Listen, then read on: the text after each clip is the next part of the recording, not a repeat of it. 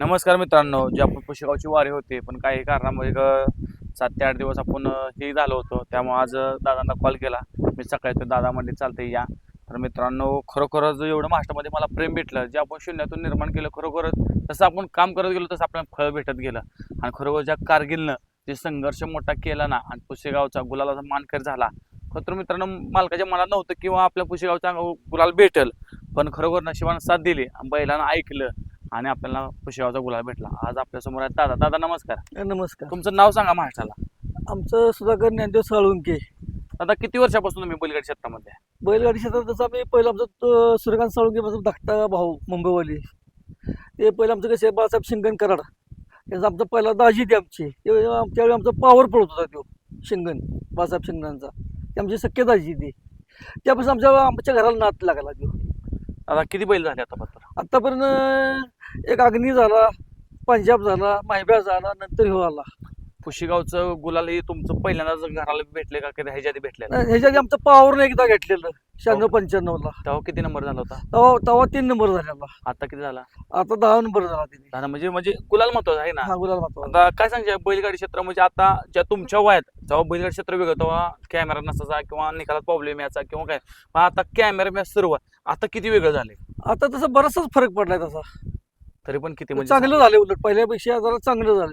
म्हणजे कसं मागच्या वेळी कसं आज लोक वयस्कर लोक सांगतात की गरीब मालका पण अन्याय व्हायचा का एखादा कॉल गेला तरी त्या कॉलवर निकाल देत होते म्हणजे दबाव पडून निकाल डबा होता. पडून. आता कसं रिक्सर आहे. आता रितसर आहे. आता म्हणजे कुठल्या बैल मालका हेच होत नाही अन्याय आहे की नाही.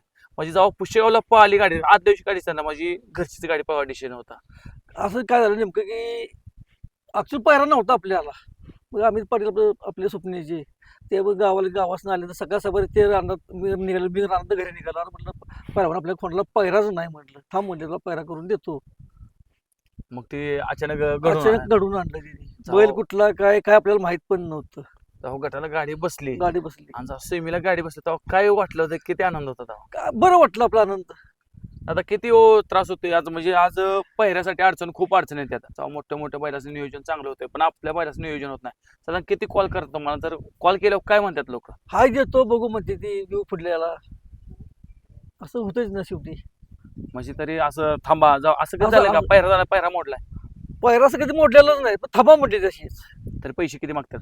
पैसे माग आपण सुरुवातीला एकदम वायदी दिली आपण. किती दिले? 7,000 रुपये दिली. 7,000. चोराडच्या मध्ये म्हणजे आदत असताना घेतल्या दिवशी आम्ही फेरा काढायचा तर चांगला बैल घातला पाहिजे. हा. त्यामध्ये आपण ते चोराडच्या अड्ड्यात तेवढं ते 7,000 रुपये वायदी दिली.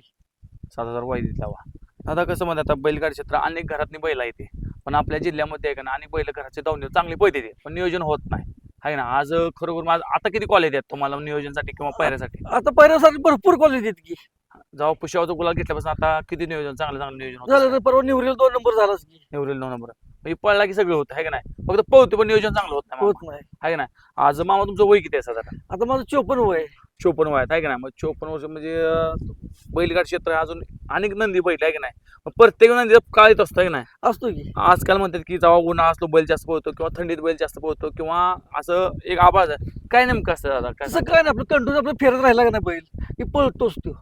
पळतो? उन्हाळा असू द्या पावसाळा असू द्या तर किती दिवसात कारगिला काढताय बाहेर? आम्ही आठवड्यात 2-1 काढतोच.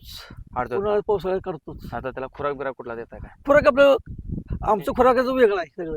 वेगळं म्हणजे म्हणजे त्याला असं काय म्हणजे हरभऱ्याची डाळ म्हणा, मूग आपलं उडीद, मटकी, म्हणजे त्या हिशोबाने सगळं त्या घरचंच हिशोबाने खाणं आहे का घरचंच. नाही? म्हणजे आता म्हणजे दूध किती चालू आहे त्याला? दूध अजिबात नाही. दूध दूध अजिबात नाही, अंडी आणि ह्याला अंडी मोठी धरून काय करायचं. म्हणजे दूध बीत असलं तसलं काय काही नाही.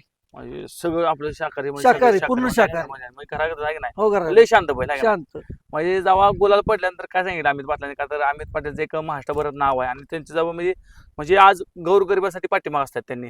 आज आपण त्यांच्या नंदीचे पाम तिथं मुलाखत घेतली, दर्शन घेतलं, खूप भारी वाटलं. काय सांगशील दादा नंदी कारगिल बद्दल आज?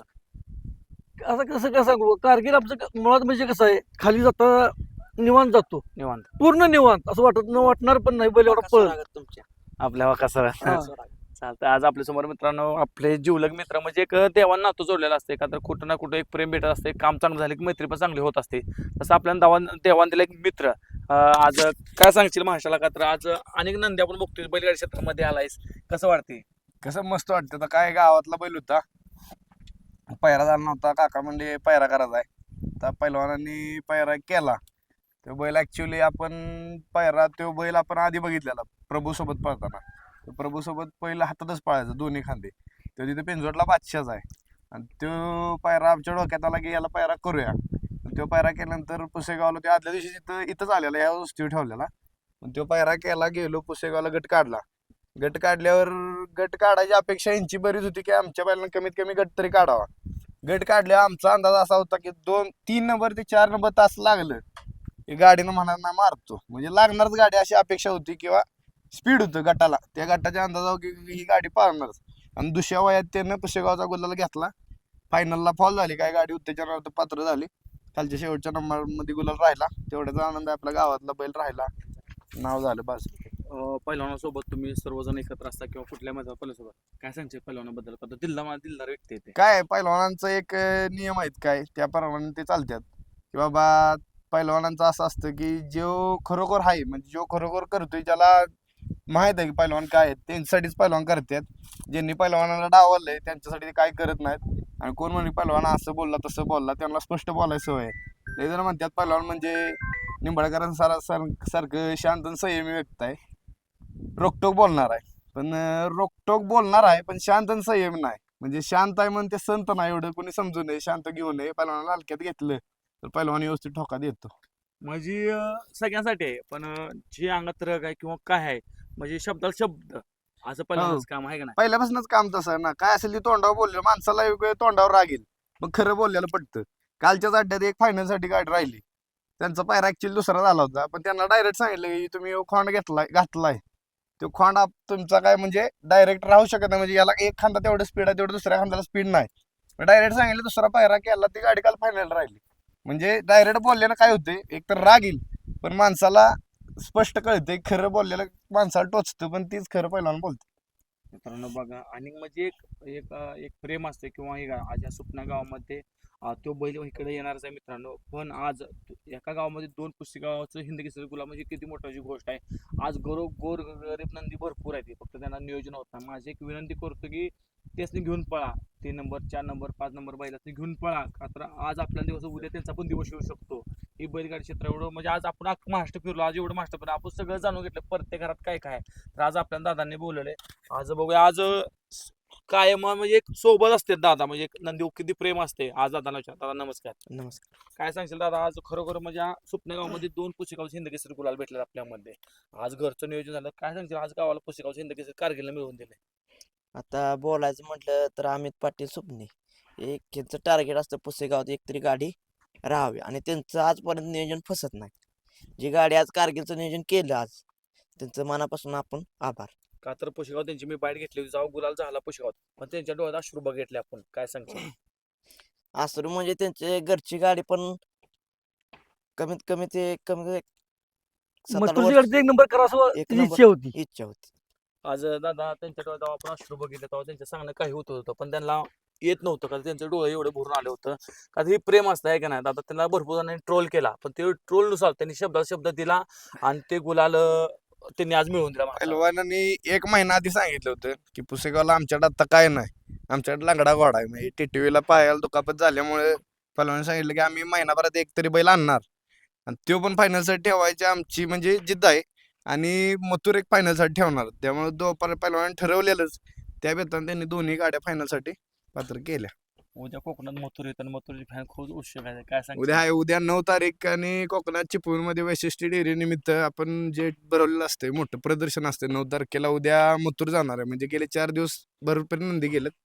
उद्या मथुर जाणार आहे आणि उद्या हे सगळ्यांनी चिपळूणकरांनी पण उद्या 2-3 वाजेपर्यंत मथुरचा भेटायला यायचं.